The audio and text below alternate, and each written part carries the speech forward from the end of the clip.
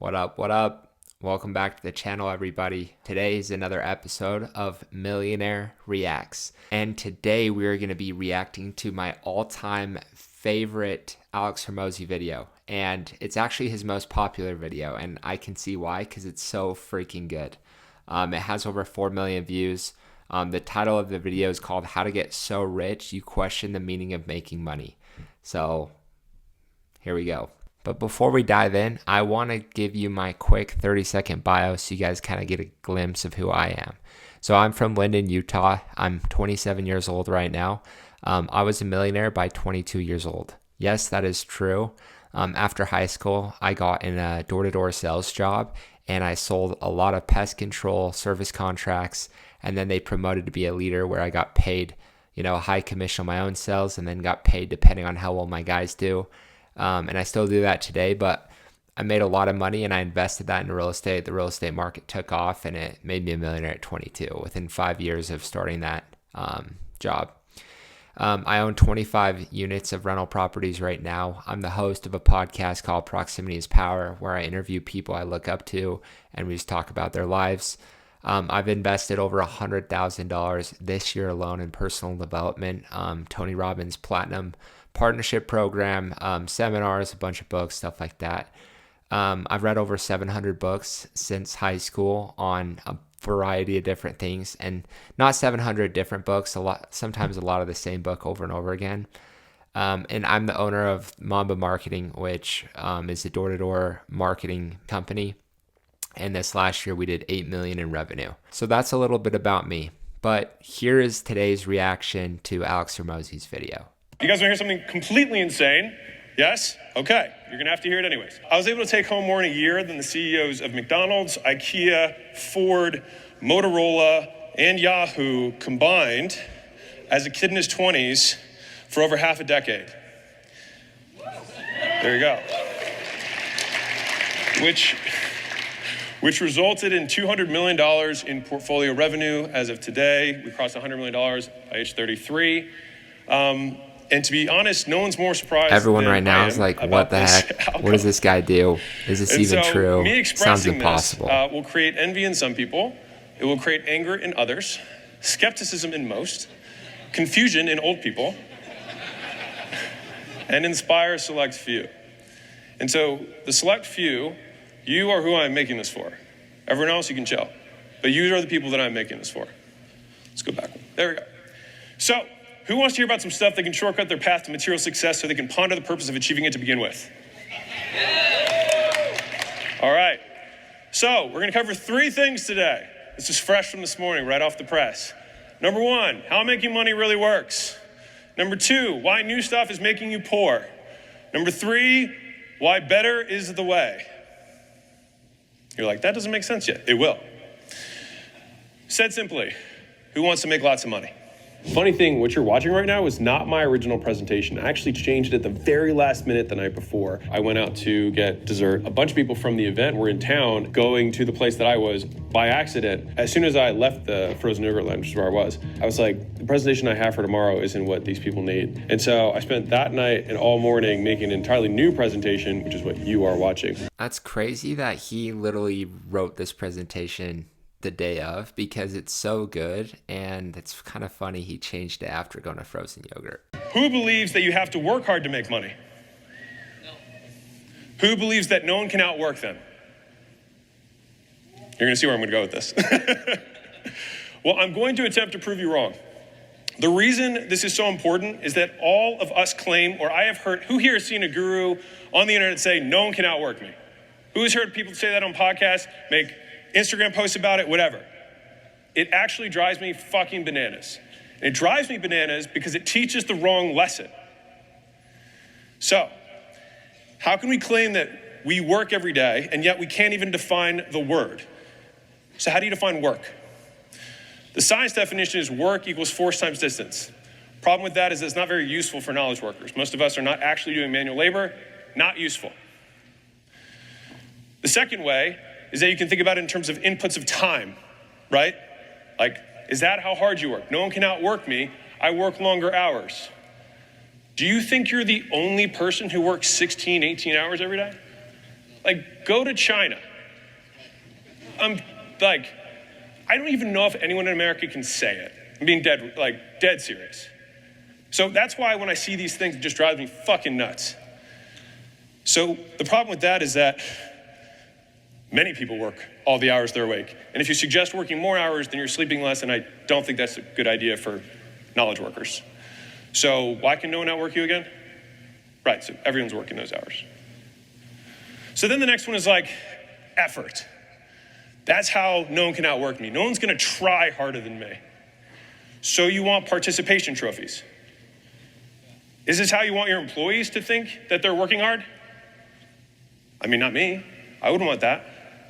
So if it's not force times distance to define what work is, and if it's not the amount of time we're putting into the work that we do, and it's not the effort that we are expending or how hard we try, then what's work?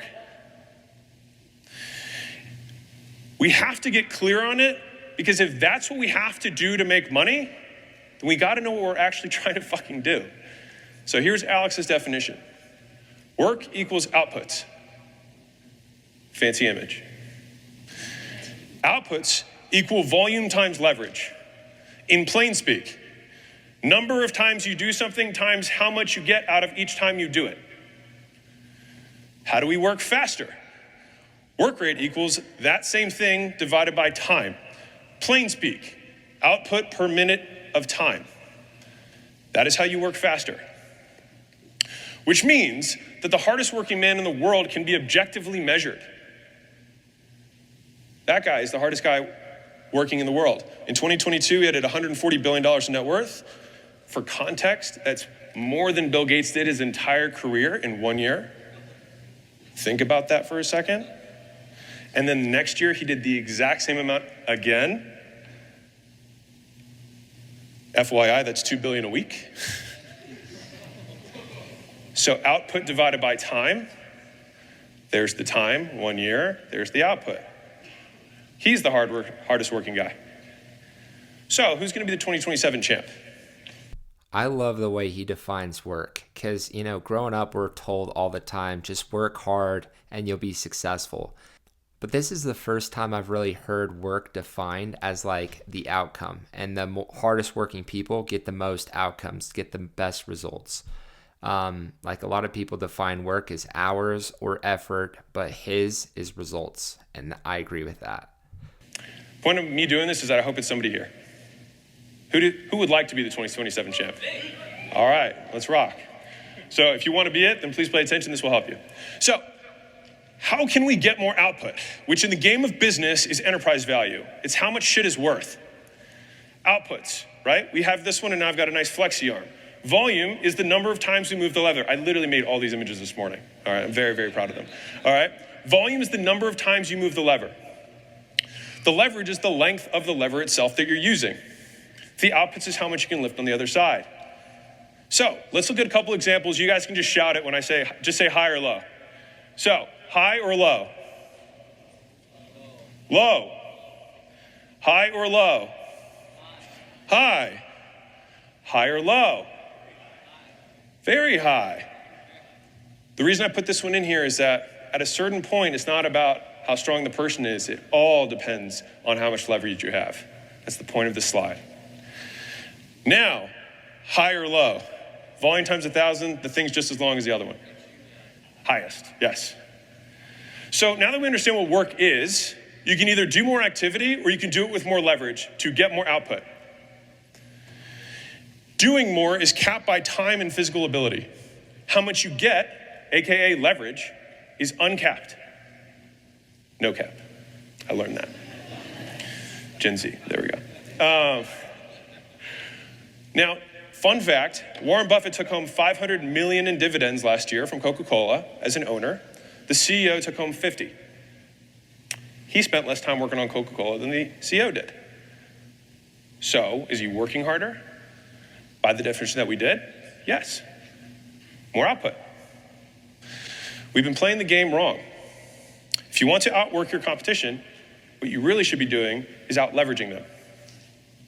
So who gets more done? We got one person who does 100 calls a day, another person who does 100 calls a day. The guy who has more skill. One guy makes 100 calls, another guy makes 100 calls. The guy who's better on the phone gets more output. Okay, let's say they're equal skill. They're working 8 hours a day, making calls. Oh, I forgot to ask the question. Who gets more work done? There's the answer. The guy that has the automated dialer that keeps his talk time the highest. Okay, same skill, same number of hours, and same automated dialer to maximize talk time. Now who gets more work done? The guy who has the best list. Okay, they've got the same list. The same skill, same dialer, 8 hours a day. The guy who's calling during the right season, the right time of day. Who wants to be calling, selling shit during December if you're selling physical products? Who wants to sell on Black Friday? Of course, more leverage, same work, more output. Okay, let's say all this stuff's equal. Now who's even? All right, what else do we have? Nice, he actually called it. The guy calling with the better offer. Now we've got the same time of year, same list, same offer, same dialer, equal skill, 8 hours a day. Now who's gonna do it? It's gotta be equal now, right? The guy who recorded his pitch and sent it to 10 million people. Now, to push this even further, what if the guy made 0 calls and didn't do anything? Who makes more against the best caller on earth? The guy who's got a team. He's got 15 dudes on the phone. I don't care how good you are. This is so good because he's talking about how Warren Buffett works harder than the CEO of Coca-Cola. Just because Warren Buffett gets more output, he has more leverage and therefore he gets more output. So he's technically working harder than the CEO. And same in this example with the 15-person sales team or the 1,500-person sales team will always beat the one super skilled person. And so working hard is how much output you're getting, and the people that have the most leverage get the most output, work the hardest.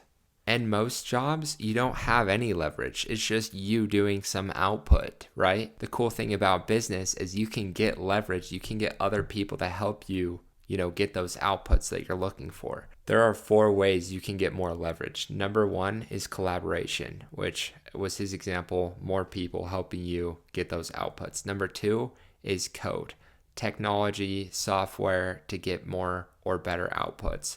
Third is content. The more people that you have to get to watch your stuff, the more attention you have, that's more leverage, the more outputs you're going to get. And the last C is cash or money. People that have the most money, you can put that money to work more and get more outputs. Like Warren Buffett's example, he put a lot of money into Coca-Cola and he had a lot of leverage because he was getting a lot of outputs with that cash. So find a way that you can get leverage in whatever you're doing, because the people that win in the money game or in the business game have the most leverage and the best leverage. And if you're like, well, I think I could be 15, it can't be 1,500. I don't care who you are. Leverage. And that guy made 0 calls. I have more people calling for me today while I'm on stage. Leverage. The game is rigged, and you've been playing by rules that do not exist. If you want to make more money, you need to get more for your time. You need more leverage. And this should make sense because we all trade time for money. And I can prove this to you. You spend time every second of your life. You receive money over the time that you are alive. So, money divided by time equals rate of output. We are all paid dollars per hour. The reason I'm specifically saying this to this audience is that y'all get fooled all the fucking time by passive income. It's not passive. It's less active. I love that he's talking about passive income and active income, because the reality is there's no such thing as passive income, only active and less active income. I used to want to invest in real estate to get that passive income, and I did. I invested in real estate, and my first duplex that I bought, it was cash flowing $500 to $700 a month. I was managing it. I found the deal. I put the deal together. I found the tenants. Anytime those tenants had a maintenance issue, they called me. I had to call, the plumber, the electrician to fix it. And then once the tenant moved out, I had to market it and put it on, Facebook. And then now I have property managers. So I'm not the one in the day to day, but even then I'm managing the property manager, and it's they still text me and check stuff off and check in with me on stuff. So there's no such thing as passive. There's only active and less active income. I love that. But it is not binary. It is not active or passive. It's how active is it? So if you make one trade in the stock market, all the time it took you to analyze the deal, and every other deal you decided not to do, and then execute the trade, and then raise the money and do all the other stuff, that is all the time that it took you to do that. Now, after that point, you have increasing returns per unit of time. Is this making sense? The point I'm making here is that time is the thing. We all have the same $24 in our wallet. It's about how we allocate them and what we get back for them, how well we trade. Just said that. There you go. Degrees, all that. So leverage is the difference between what you put in and what you get out. There are fancy definitions for it. This is the best one that I have. And so I said I would cover three things. The first one is how making money really works. The answer to that question is leverage. You make more money by trading your time for more shit, more output. The second is why new stuff is making you poor. And this is especially relevant for everyone here. Part of this, again, was inspired by the conversations I was having last night at Yogurtland. So thank you for everybody who showed up for that. This is also how not to get leverage. And I felt compelled to make this because I hope that some of you identify with this, because I would bet that the majority of you are doing this. How not to get leverage. There are 5 pieces to this that I want to break down today. Number 1, uninformed optimism. Number 2 is a story I'll tell you about a construction buddy of mine. Number 3 is something I call the magic wand story. Number 4 is half-built bridges. Number 5 is the woman with the red dress. You're like, I have no fucking clue what that means. You will. So let's start with uninformed optimism. Who here has seen this? This is stages of change, stages of transition. Anyone seen this chart before? Okay, cool. Not a lot of you. Perfect. So there are 5 steps, and I remember the first time I saw this, it changed my life. Whenever you're analyzing something new, who here has had a buddy tell you about something that they're doing and they're making a lot of money doing it, and then you immediately feel shitty about what you're doing and then think, I should get out of my opportunity vehicle, go over here and do what they're doing? Yeah, I mean, this happened to me. I was in high school working as a lifeguard. My cousin was like, hey, I just made $45,000 in 3 months selling pest control door to door. You should come out and sell with me. And I'm like, I'm making $8.50 an hour, as a lifeguard. I'm down. Like, let's make it happen. So who's felt that? Thank you. Everyone has. The reason is because we're at step 1, which is uninformed optimism.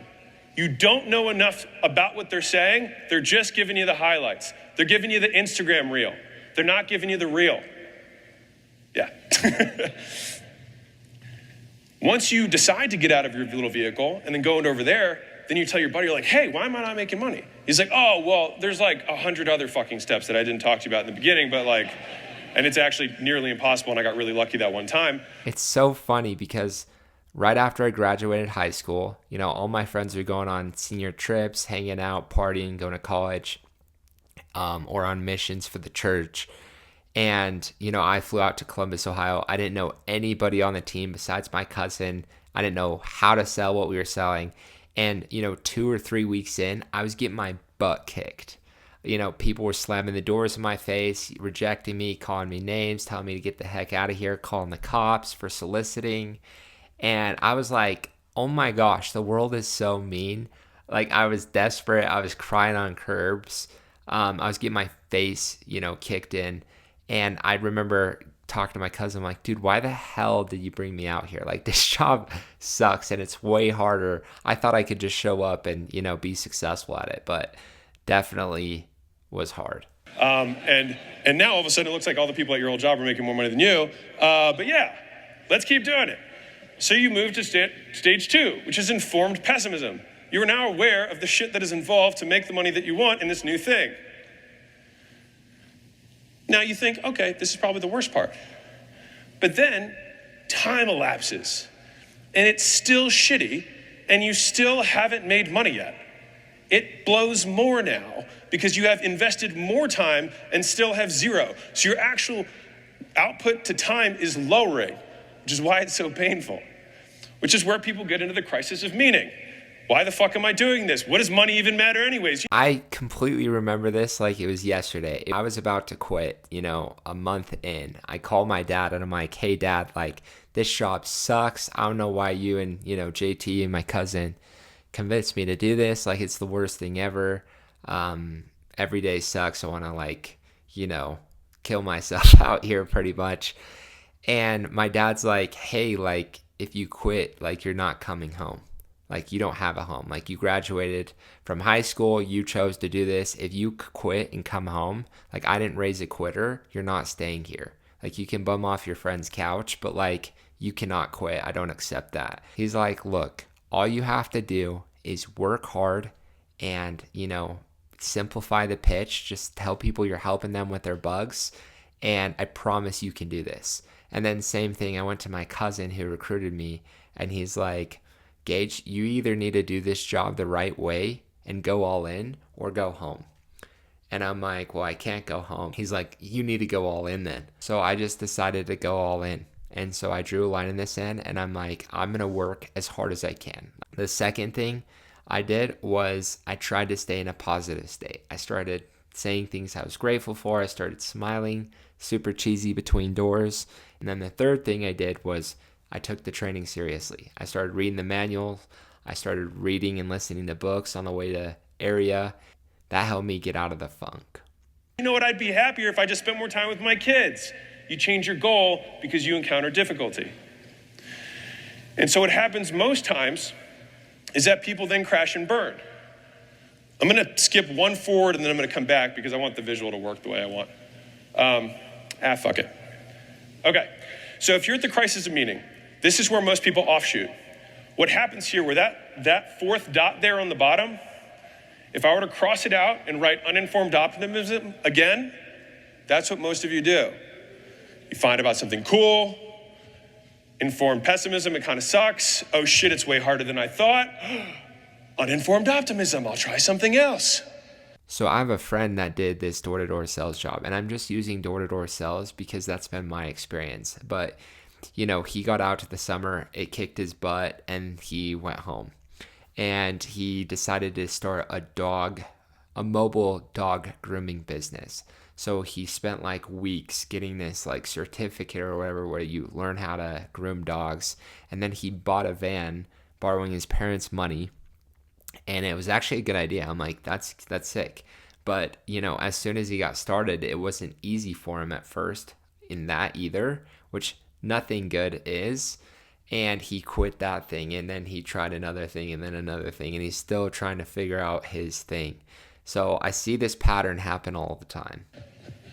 And then you do it again and again and again. And the difference between video games and real life, where you face the boss and you can't pass the level until you beat the boss, is that when you die in the video game, you restart a few seconds later. In the game of entrepreneurship, you start years later. This is why people don't progress. They keep fighting the same boss that can't learn the same fucking lesson. They keep losing. And I'm saying this because some of you, I heard at Yogaland, and I know that that's representative of other people here, you keep fighting the same boss, and the boss is being able to stick with it. Is getting through, in different charts on this, the crisis of meaning is also called the valley of despair, is getting through. From there, you get into informed optimism. You figure out that little thing, you're like, I had to do this one thing, and then this started working. And then, you know what, I found out I could clean the list through this tool I found on the internet because I joined this forum and they started doing that. And then all of a sudden my pickup rates tripled, right? Or my response rates tripled, or my throughput on my website went up, whatever it is, right? And so you have to get through that piece. Then you get to informed optimism, and then number 6, you achieve. Yeah, that happened to me. Like I finished that first summer and in 2 months I made $30,000 and I was pumped. And I did the backwards math and I had averaged over $50 an hour that summer. And I was so pumped. It was like $1 million to me at the time. I'm like, yeah, I'm rich. Like I made it. And a lot of my friends came to me and they're like, dude, you're crushing it. Like I want to come try this. And I'm like, yeah, come out. And so I've seen this over and over again. And then all your friends are like, yo, what are you doing? And you're like, oh, I got this thing. And then all of them come, right? That is where most people start something new, over and over and over again, and they don't learn the lesson. And so this is what their life looks like, over and over. It's really sad because I have a lot of friends, that I went to high school with that, could completely be as good, if not better than me at this job. And they're not because they just quit too early, or they never tried, or they never started. Like, I had a friend who I tried to recruit to come do this door-to-door job with me, and he said no. He's like, I got internships lined up. He was in school, and he's like, I want a fun summer. I'm dating this girl. I have this internship lined up. I'm not doing it. And then 4 years later, he's graduated and working in that job that he got an internship with. And he's like, dude, I make 70 grand a year. I work 50 weeks of the year. I only have 2 weeks off, and 1 week I'm usually sick, and the other week we have our family camping trip. I feel like a slave, and I can't quit because my expenses are about where my income is, and I'm like stuck. Like, I wish I could go back in time and slap myself in the face to go do this, job with you, because I've seen you make, 30 grand, 100, 200 and more, and every year you're getting better and better. And he's like, it's just crazy to me. And I'm like, dude, it's not too late. Like, let's figure out how to make it work. He's like, yeah, it's too late. So I just have seen people try different things over and over again, but he's so right. Like, the truth is, you got to stick with it, because the best dividends come later and they start to compound. So, and over again. Who here has more than one business in the last 24 months? Be honest. Thank you for being honest. I appreciate it. He just asked who in here has started more than one business in the last 24 months. Because when I was first graduating high school, I had so many different business ideas. I wanted to do Airbnb arbitrage. I wanted to invest in real estate. I wanted to start a drop shipping company. I wanted to start a YouTube channel. I wanted to do so many different things. And the last 3 years is when I've just been all in focused on one thing. And that's been the best decision ever. First thing, it's normal. I had 9 businesses and I was broke. So I say this with the pain of experience. I'm not saying this to be on a pulpit. I'm saying it because the faster you can get through it, the faster you will start making money. You have to beat the boss. Everyone thinks the grass is greener, but the other side's still lined with shit. So, that's why the grass is so green. There's shit everywhere. I have a CFO who's been with us for a long time. She went through all of our exits last year. She's probably almost 60. And she has this saying, she's like, it's all shit. Doesn't matter what business it is, they all got shit. She's Southern. And Suzanne's awesome. But it just always reminds me of this, is that there's always shit. And whenever we're starting something new, we encounter something that we didn't know before, and we're like, oh, this makes this shittier. And then we think, well, are we gonna jump out? No. Well, this is new information. Great, we're more informed. Fantastic.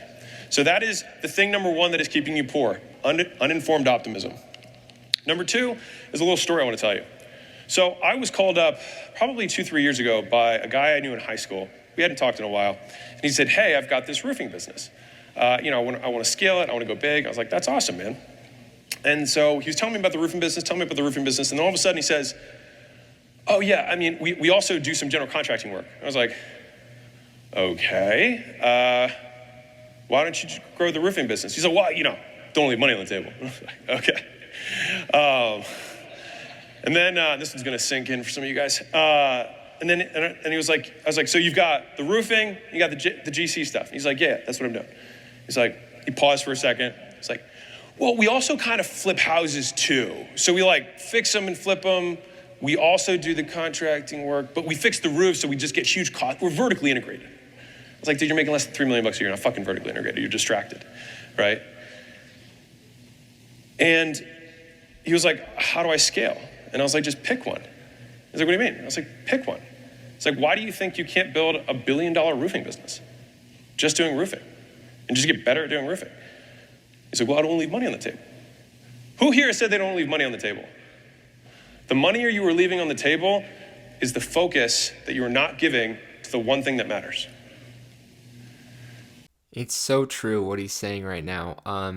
I heard this from Ed Milet's podcast, but he's like, if you had 5 different things spread out on your table and you had a magnifying glass and you were trying to light them all on fire all simultaneously, you could never do it. But he's like, if you pick one thing, focus all of your energy, time, money on that one thing, you could light it on fire. And then once that catches fire, then you can go light other fires. But so many people try to start so many different things all at once and they don't pick one thing. So one thing all in is such a huge principle, and Alex explained it super well. And so, by the way, this is the self-made woman list for Forbes. This is Diane Hendricks. She's the #1 wealthiest self-made woman, by the way. And she owns, if you can see it there, ABC Supply, which is roofing. Not house flipping, not general contracting work, roofing. Why didn't he build that? He's smarter than Diane Hendricks, that's why. So this is the list. And this is what I want you to notice about this list. This is the Forbes, the top 6 for women, self-made. Notice the age of the people on there.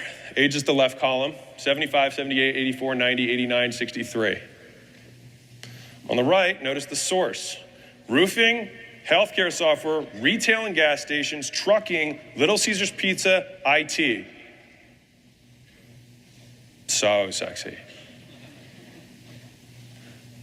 The point of this slide is that if you want to build something epic, you have to be able to do the same thing for an extended period of time without convincing yourself you're smarter than you are. Which means, if you wanted to not make money, this is what you should do. #1, do lots of different things. #2, do them for short periods of time. Don't stick with it too long, because you might see success. #3, do not get help, okay? #4, make all the mistakes on your own. It's the best way to do it. Because otherwise, if you start learning from other people's mistakes, you can move faster, so don't want to do that. When you make a mistake, do it again. Just repeat it. Especially if you're like, I've been here before, do the same thing. Who here knows the definition of learning? I'll tell you. Same condition, different behavior. So if you want to teach someone something and you present them the same condition and they have not changed their behavior, they have not learned. If you came to this workshop this weekend with the intention of learning something, can I get everybody to raise their hand if they had the intention of learning something while they were here? If you go back home and your behavior does not change, you learned nothing. Nothing. Truly took the money and burned it, along with losing the output that you lost during the time of here plus travel. So if that definition has been singed into my mind, because if I want to learn something and I have the same condition that's been presented, I have to ask myself, if I do the same thing again, it means I have not learned. And I don't want to play this boss again. So if you do want to make money, you can flip it. You do one thing for a very long period of time, you get help from other people, you observe what other people have been doing, you only make the mistake one time, if you are going to make them, and you always grow and challenge the beliefs that you had and try and answer the question, what do I believe to be true that is not? This is so spot on. One thing I want to mention is the mistakes and getting help from others. One of the biggest principles of my life is proximity is power. You become the average of the 5 people you spend most of your time with. You'll be the same person you are today as you are 5 years from now, besides 2 things: the people you meet and the books you read. And so, for me, since high school, I've made it a goal to try to interview one successful person per week, take them to lunch or get them on my podcast so I can learn from them. And then the other thing is books. People spend 40 years of their life mastering a certain subject, and then they write the best of what they've learned in 40 years in a book that you can read or listen to in 4 to 8 hours. And most people can read, but most people don't. And so one of my favorite quotes is, "Fools laugh at people's mistakes, smart people learn from their mistakes, but wise people learn from the mistakes of others." So make it a habit of learning from others, whether that's YouTube, seminars, books, buying people lunch, listening to podcasts. Listening to this is an investment in yourself so you don't make the same mistakes. So just proximity is power is a huge tool that will help you get to where you want to go faster. Because ordinary businesses done for extraordinary time create extraordinary results. Compounding is the thing. Like, it has to compound. If the vehicle you are in right now does not compound with time, then change the vehicle. Get into something that if you stick with it for an extended period of time, it would be unreasonable that you will be poor. That was my construction buddy story. So I had a conversation with a different friend, and he had a zillion businesses, like a zillion. I get a spreadsheet for how many businesses he had. And they were all bullshit businesses. They didn't actually make any money. But he had like a logo on a website and like some VA, you know what I mean? Like, it's a business. And he was believing the fallacy of, I'm just gonna wait to see the thing that takes off and then go all in on that. Who here has thought this thought? I get it, I'm gonna focus. I'm just gonna wait, I'm gonna be patient, see which one works out, and then, because I'm a good, statistics guy, I'm gonna go with the winning horse, right? But the reality is that any of them could take off. You could have $1 billion roofing business, you could have $1 billion GC business, you could have $1 billion house flipping business. But you can't have them all. So you gotta focus, you gotta pick one. And the nice thing is, it doesn't really matter which one you pick, but you do need to pick one. The picking is the thing that grows it. The ability to say no is the thing that grows it, not the thing you pick. It's who you are as a consequence of the decision that changes the outcome, not the vehicle. Does that make sense? So how arrogant is it to think that we can do multiple things at once and compete with someone who's spending all their time on that one thing? It's ridiculous, and yet we still do it. And so this is, I love this little cartoon. This guy, he's got all his spinning plates. And this is me with the red hair going to this guy who's hopefully my competitor and handing him more plates. Be like, oh, do you see all that shiny object over there? Here, more plates. Go. I'm just gonna do this one thing. It's my favorite thing in the world. Compete against somebody who's doing lots of things. It's very easy to win. You don't have to do much because you only have to do 1/10 of what they do. So this is what focus really looks like. One thing, all in. You can write that down, you can circle it. One thing, all in. So I asked my friend of mine that had the Excel sheet with all these zillions of questions, right? I said, if I had a magic wand and I ended all your side projects except for one, just one, the one that you think has the most opportunity, the one that's probably making the most money right now that you're not paying attention to because it's boring, because it's old, because you've been doing it a while. He's like, yeah. I was like, do you know what business it is? He's like, yeah. Like, okay. If you ended everything else, because I have a magic wand, so I get to make the rules. Magic wand. They all disappear. I said, how easy would it be to grow that thing? He just looked at me. He was like, really fucking easy. I was like, interesting. And so he's like, but that would be so hard because of insert real reason that no one gives a fuck about. No one cares. But I have to fire that, But I would have to shut down the, But I would have to lay off the, All the riches you want are on the other side of a few hard conversations. And most people spend the rest of their lives not having them and being poor and wondering why. It's gonna suck. It's gonna be okay. That was my number 3 story, the magic wand. Number 4, my favorite story. Who here has seen The Matrix? Awesome. You need to become the person who can say no to the woman in the red dress.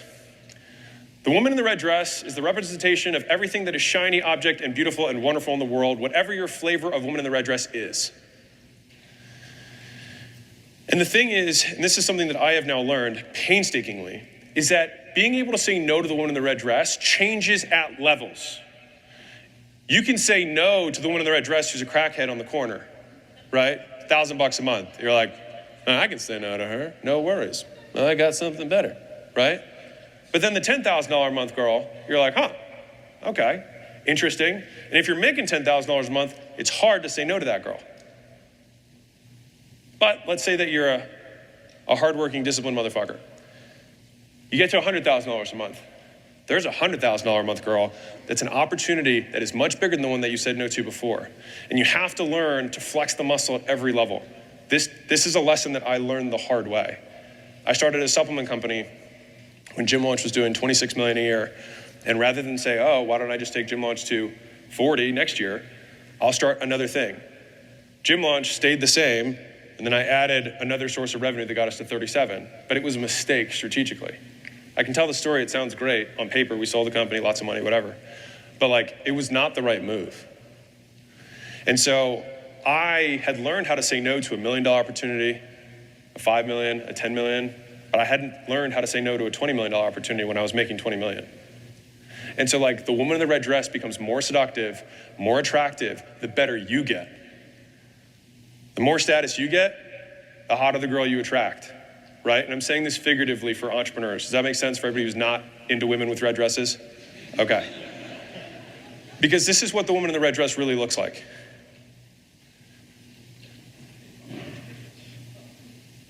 Just ready to smash your shit and distract you and spread you thin so that you can't keep your eye on the ball. And then eventually she spreads you so thin that you don't know how to get out. I have a lot of friends who are business owners, and yeah, same thing. I see them, doing well, but then something new intrigues them and they start moving towards that new thing. And you just have to be disciplined enough to say no. Like, it's all about saying no here. A great quote is, you can be the best at anything, but you can't be the best at everything. So you really got to pick and just go all in, because you'll never, like Alex says, you'll never be able to compete with somebody doing this one thing and you're doing 50 things, And it feels like quicksand, because as soon as you put out fires here, there's fires here, there's fires here, fires here. I need more talent. You take the best person from over here to fix that problem, then this thing goes to shit. How do you get out? You gotta cut shit. You gotta eat your ego. You gotta watch your revenue go down so that you can refocus, reconsolidate, bring the troops in. I'm saying this because someone here needs to do this, and I wish I had fucking heard this from somebody else. It would avoid a lot of pain. So, how do you become that person who can say no to the woman in the red dress?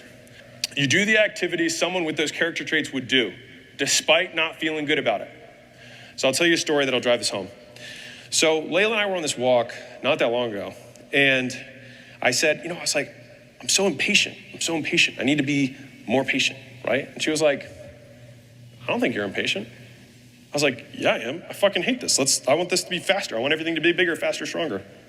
She's like, yeah, but you're not changing your behavior.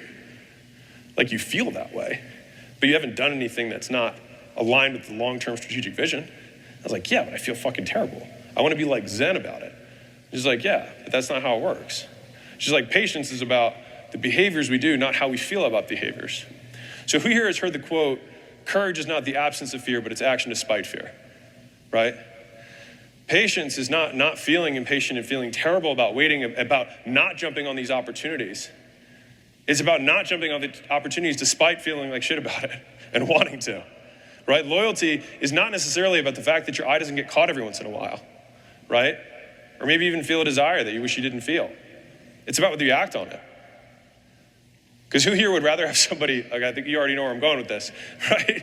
In terms of loyalty, how would you rather, right? You'd rather the person not act on the thought.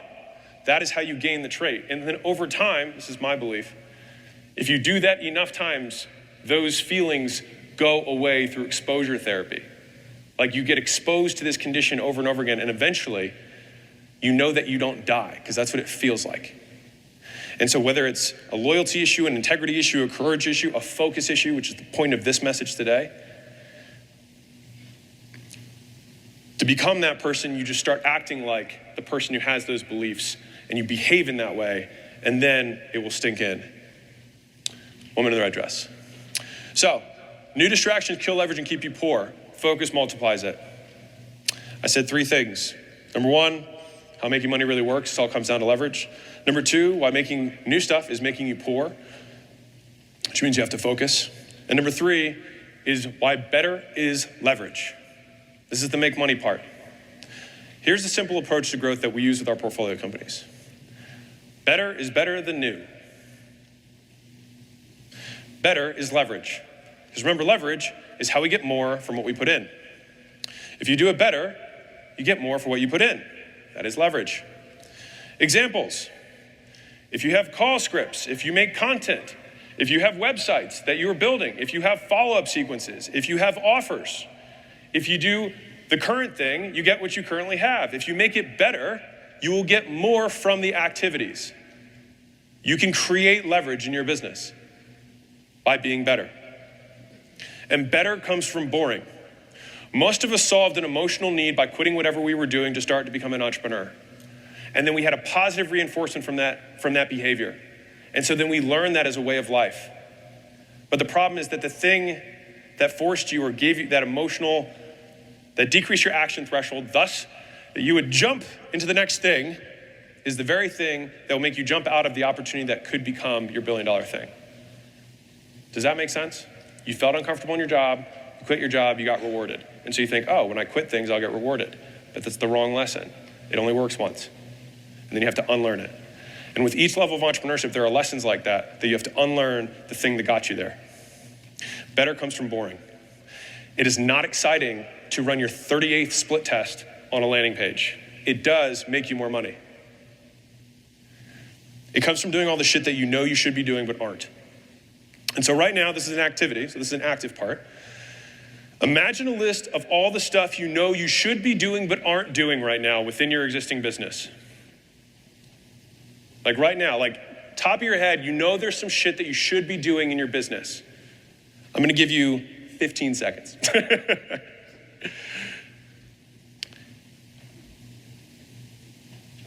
You know, I paid for this mentorship program, and the first thing he asked me was, if you were coaching you, what would you tell you to do? And I spent like 15 minutes, and I'm like, wow, me spending 15 minutes on this, like, I know exactly what I need to do. And so if you were coaching you right now, what would you tell you to do? And start with that. The reason that stuff is so important is because you already know what you need to do. And we come here to get rah-rahed, etc. But the shit is on your desk at home. That is the work that must be done. It needs doing. A lot of people think new is fun. I think new is fun. But he's so right that the boring stuff is the stuff that we need to do to build our business. Like launching a new business, a new opportunity, like it sounds fun in the moment just because it's new. So you need to stop trying to find the new stuff and focus on the boring stuff that he's talking about, making your business better, making your products better, making your landing pages better, making your content better, because that is leverage. Like, it makes so much sense. Like, the best way to grow your business is to make your product better, because if your product's better, it will grow naturally just through referrals. Like, you'll have more people telling other people about it just because the product's even better. And most of us know what to do, and we don't want to confront it because we want to do something more stimulating and exciting that makes us feel alive, and your business doesn't give a fuck. Better is boring, and better gets you more for what you put in. Better is leverage. Now, imagine who here has a few businesses. It'd be really fucking hard to make that list, wouldn't it? There's too much shit. It's too much stuff to make the business, which means it becomes impossible. Which means that's why you have to pick one, because there is so much stuff that has to be done to do one business right. Just do it right. If you do it right, you grow by default. It is a promise. Who here is like, I know I should be doing more email follow-up. I know I should be calling my leads within 5 minutes. Who here thinks that right now? Okay, let me ask a different question. And many of you did raise your hand. Who here calls all their leads within 5 minutes? Okay, like 2 hands. You will triple your sales. Triple. Who wants to triple their fucking business? Triple. But that sounds boring. Sure is. Got to implement a CRM, got to get round robin set up, leads got to come in, you got to figure out how call prioritization works between the team. That's boring. Makes you a shitload of money. That's how it works. Who's going to win? 2 different businesses. The guys who got the shit dialed. Better gets you more for what you put in. And when you do get home, order it from the amount you have to put in to get the thing done that will result in the most output, and start ticking them off. And you continue to ignore the new things that sound really exciting. And you become the person who's able to do that by pretending to be the person who's able to do that. Because you already know what to do. So this is a mental model I really like a lot. Who here has ever had a coach or a mentor? Has anyone ever coached or mentored other people? Does anyone feel like they're a better mentor than they are a person who does shit? I do that all the time. And so the thing is I ask myself this question. It's actually been one of the most profound, most helpful questions I've had, which is, if I were coaching me, and the beautiful thing about this is that when you coach you have no other agenda. You're just trying to help you. And you also have more information than anyone else has. You've been on every conversation. You've read every email. I just said that. That's funny. You've seen every report. So if you were coaching you right now, what would you tell you to do? And what's crazy about this is that half the fucking time, it's not what I'm doing.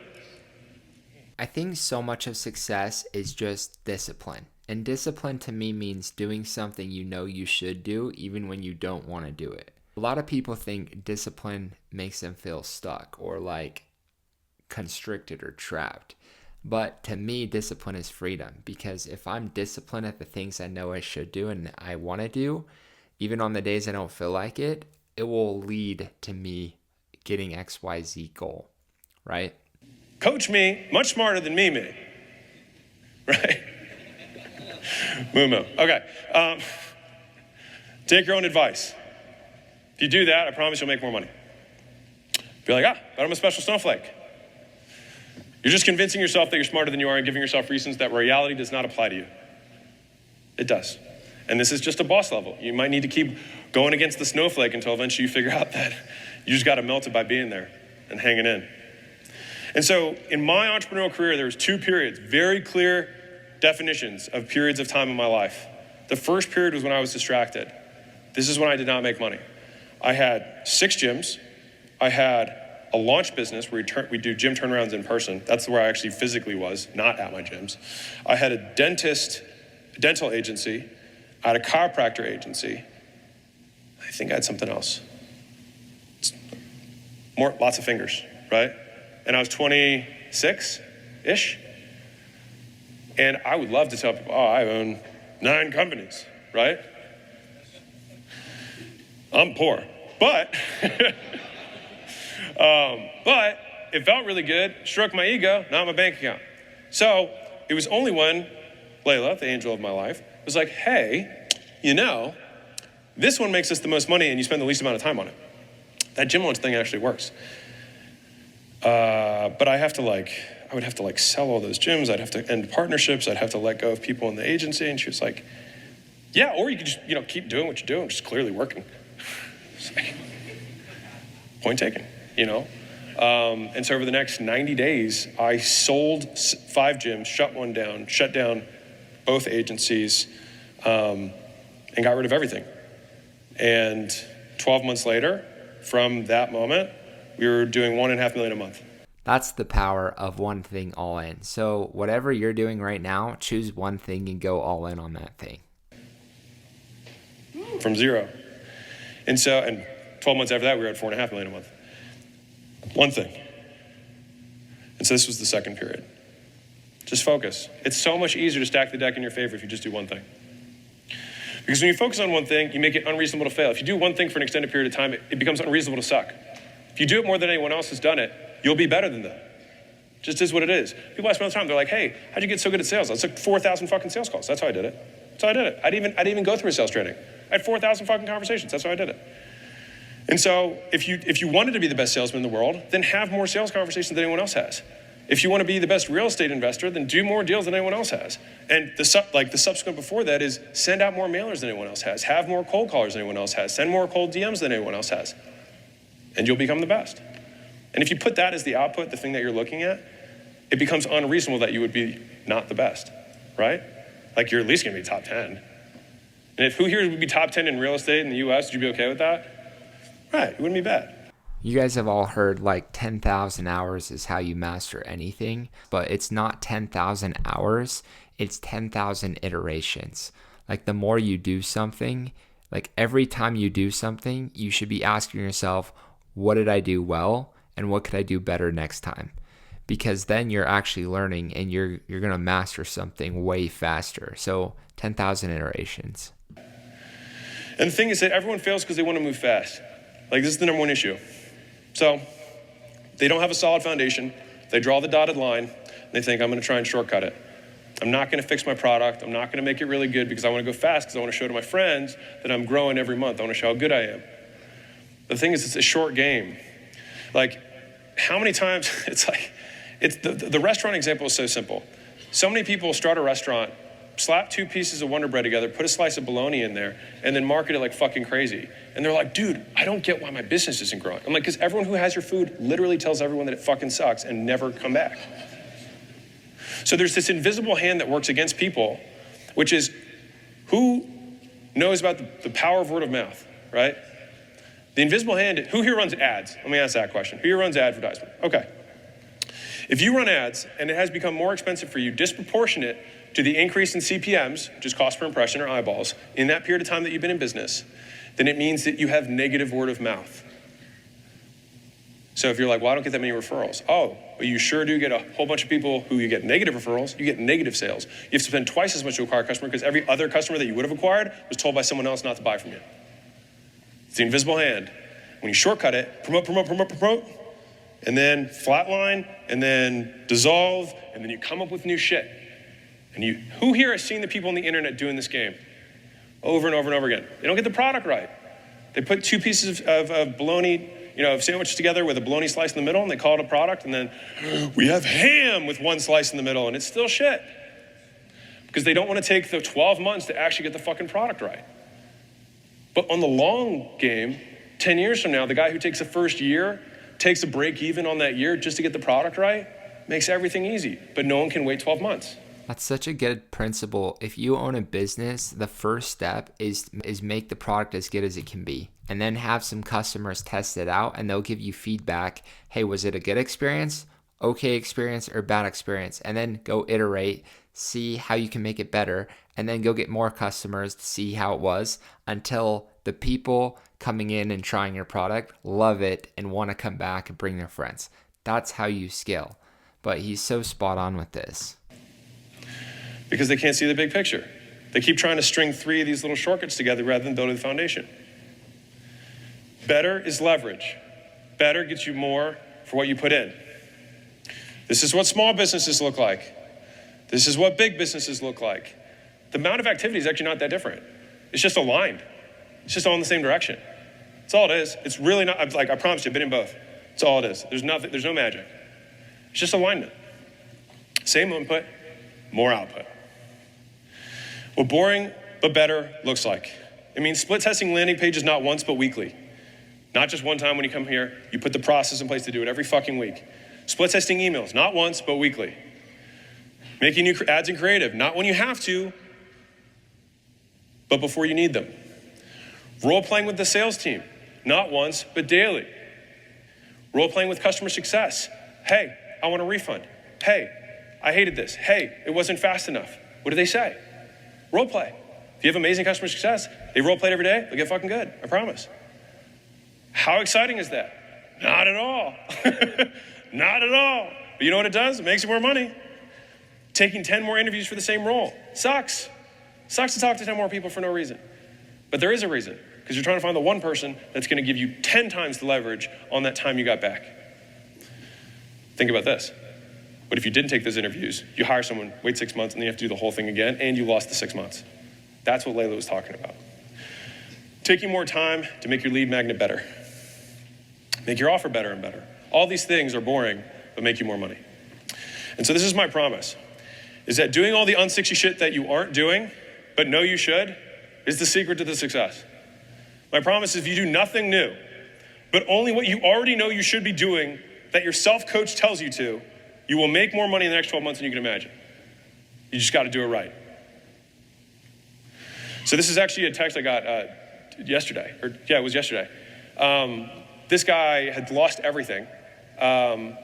And he had set a goal down for himself. And he said, hey, last day of 2021, set a business goal that I thought was quite honestly unrealistic, impossible to hit. Well, I'm going to surpass it in Q3. And so the only thing that I told him to do was to commit to the activities. I was like, just do the same thing every day, rain or shine. It was prospect. I was like, prospect every day. He's like, and the first few months, he actually had a couple good months, and then he slowed down. He's like, how do I stay committed? I was like, because you felt successful for fucking getting an outcome. It's irrelevant for who you are. Right? Some of you guys have heard this quote, but your work works on you more than you work on it. I was like, you need to become the person who isn't satisfied with whatever that outcome was, but only by the commitment that you made to yourself about the activity that you were going to do.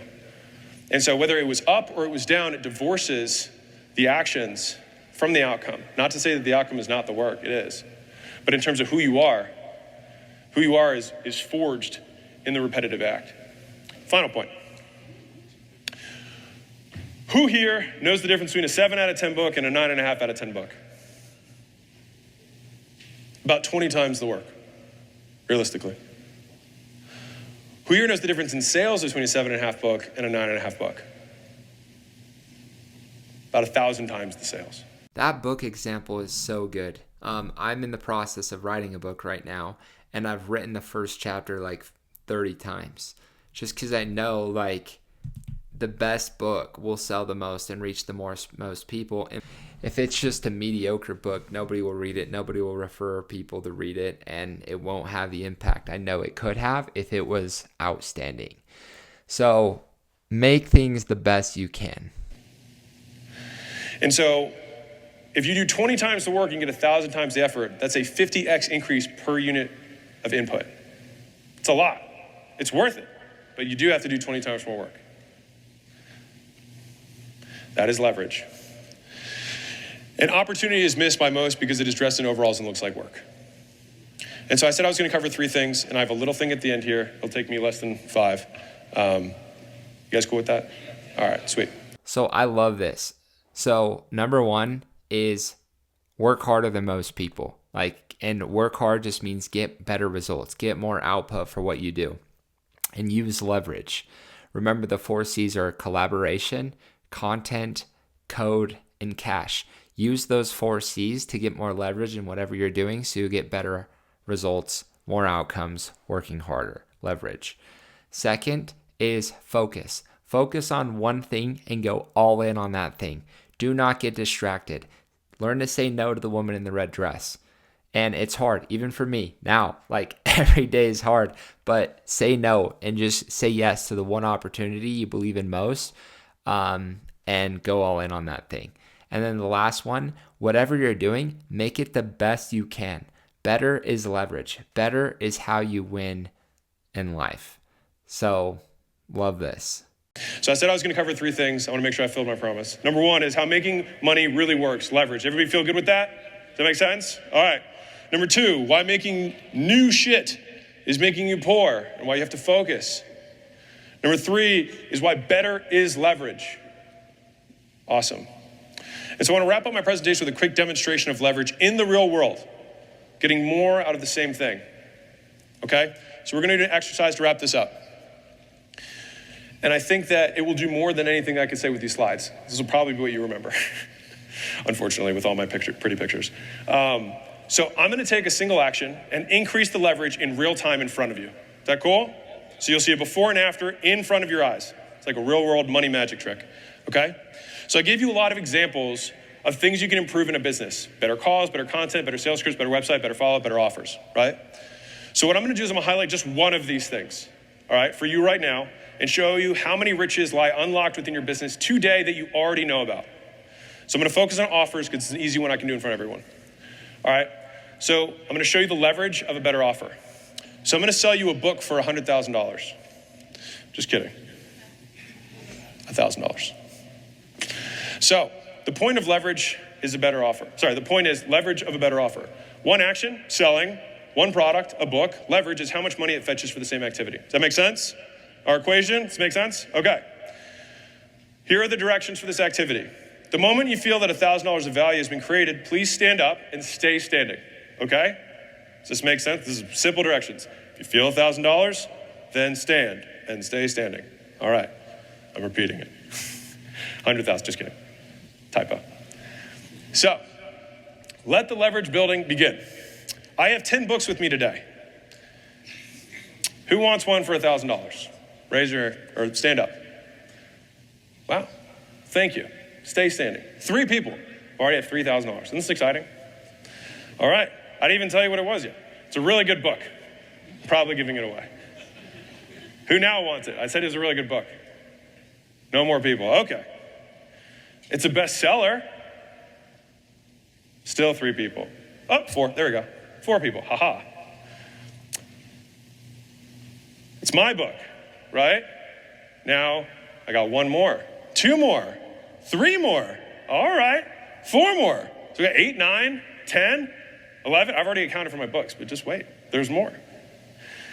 So I said, who wants one of the 10 for 1,000, right? We got all these, cool. There's all the reviews. People say it's good. Very good rating. Please stay standing. It's also number 1, number 4, and number 7 for the last 13 straight months. Pretty cool, right? In marketing and sales. I think it's pretty dope. Please stand up. This guy read the book and quadrupled his monthly revenue just from reading the book. If you quadrupled your revenue, would that be worth it? We got 6, 7, 8, 9, 10, 11, 12, a lot more. Okay, this is it. Wow, probably have 40 or 50 up. Okay. But wait, there's more. Going to autograph the book. There's only 1 that I have autographed. Actually, that's not true. I think there's probably like 5.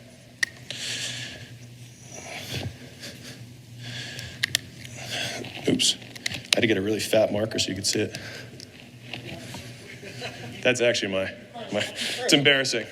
Not yet, not yet, not yet, not yet. You gotta stand, you gotta keep standing, gotta keep standing. 1 out of 10. I'll put my personal cell phone inside. $1,000.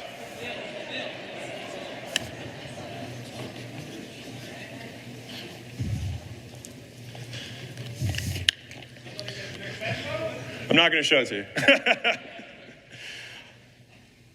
All right, we got about 2/3, okay. I'm gonna review 4 of your sales calls, rewrite your script with you, and drill your sales team on how we set everything up.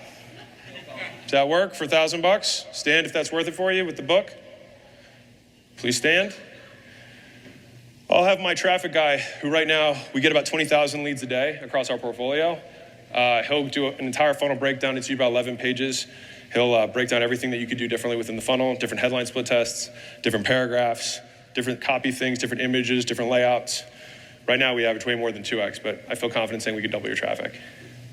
All right, we're close. We're like 90%. I'll also use my network to recruit the 1 missing star player that you have in your company. So right now we will look at your company and we will find out what the biggest missing piece is in leverage and put someone in there for you. Stand up if that's worth $1,000. I'll also spend 2 hours with you on the offer that you're giving right now so you can get more people to click, more people to sign up for the calls, more people to show, more people to buy, and at higher prices. All right, I think I got like 1 person still seated. I see you. I see you. Let's see what I got. Let's see what I got. Let's see what I got. I'm also going to feature you on my channel. So that 2 hours, we'll televise it and we'll distribute it across all of our channels. So right now that gets about 10 million impressions. So in real advertising dollars, it's about $100,000 in advertising, just in terms of, that's what people are willing to pay for 3 90-second spots. And it's a 30-minute spot. So it would be significantly higher than that. So if that's worth $1,000, let me know. By standing is how you do that. And if you don't make 3 times what you pay me for this book, I'll give you all the money back and you keep all the work that we did. That work? Measured over 12 months. That's the fine print. Fair? Please stand if that's still worth $1,000. I see you. And there's not 10 books. There's only 1. Look around. And that's how you increase leverage to sell an offer. Instead of a $25 book, it's for $100,000. It's crazy because, books have been for sale forever, but he changed the offer to where a normal book that sells for $25, he could sell it for, $100,000 just by changing the offer. So does everyone understand, stay standing, does everyone understand that you just need to do it better? Output comes from volume times leverage. You must do more and get more from what you do. The way you get more from what you do is you first do everything that you know you should be doing better. The way you do that is to focus on one thing for a long time without distraction. Anything can become big with time. When you line all actions to a single outcome and you keep working at it, your success will look effortless and obvious from the outside, but you will know that it came from years of saying no to everything except that which mattered most. This is how we grow companies at acquisition.com, through leverage. Most entrepreneurs lack the who, the what, and the how to scale. At acquisition.com, we recruit the who, we give them the what, and we show them the how. And once an entrepreneur has all three, the business scales by default. Layla already showed you these. We've got more free courses at acquisition.com if you guys like this stuff, if you want to learn more from us. And that's it. Thank you guys so much. I appreciate you. And that's a wrap. If you want more business content like this, subscribe for more. Thank you.